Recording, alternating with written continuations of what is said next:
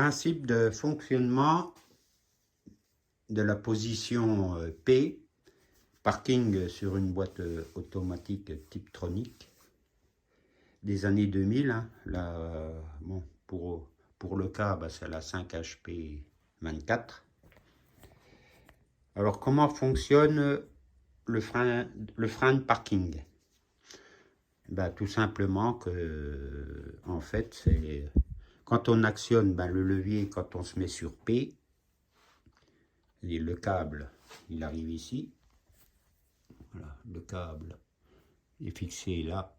Il arrive ici, ou ici il y a le contacteur F125 en même temps. Ça veut dire que le câble actionne le contacteur F125 et aussi actionne un axe qui traverse un peu. Et cet axe, par une tringlerie, voilà, vient activer le frein de parking. Donc, quand on met le frein de parking, donc là ça bouge, voilà, suivant la position du levier de vitesse. On serrait à la main comme ça, voilà. Bon, voilà. Alors le levier bouge et vient positionner le levier là avec dedans il y a un petit ergot qui vient se mettre dans des cannelures. Donc là c'est l'arbre de renvoi qui va au différentiel avant. Donc ici là il tourne libre. Et quand je mets la position parking,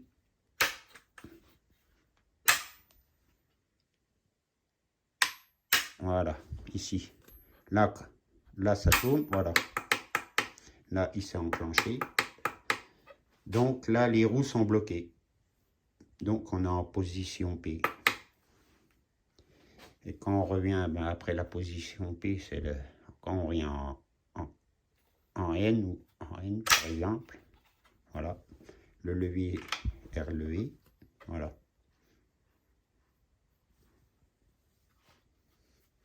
C'est tout simple.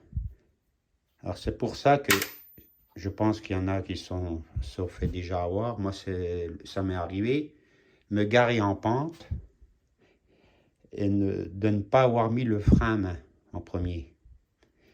Alors quand je me suis mis en P,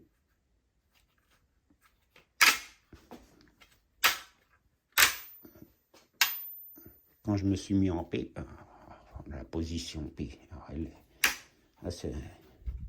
à la main, c'est pas évident de...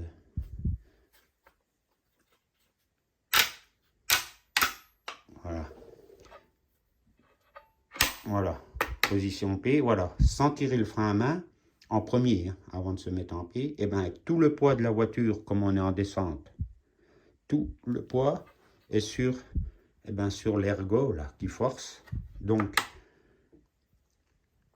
c'est sa force dure sur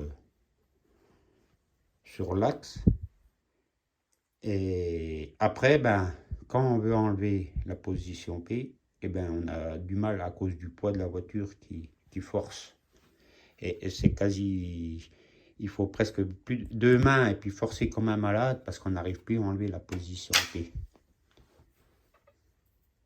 Donc, toujours tirer le frein à main en premier et seulement après mettre la position P. Et si ça vous arrive, le mieux c'est de trouver 2-3 gaillards et qui poussent la voiture pour soulager la transmission, et comme ça le levier on peut le bouger,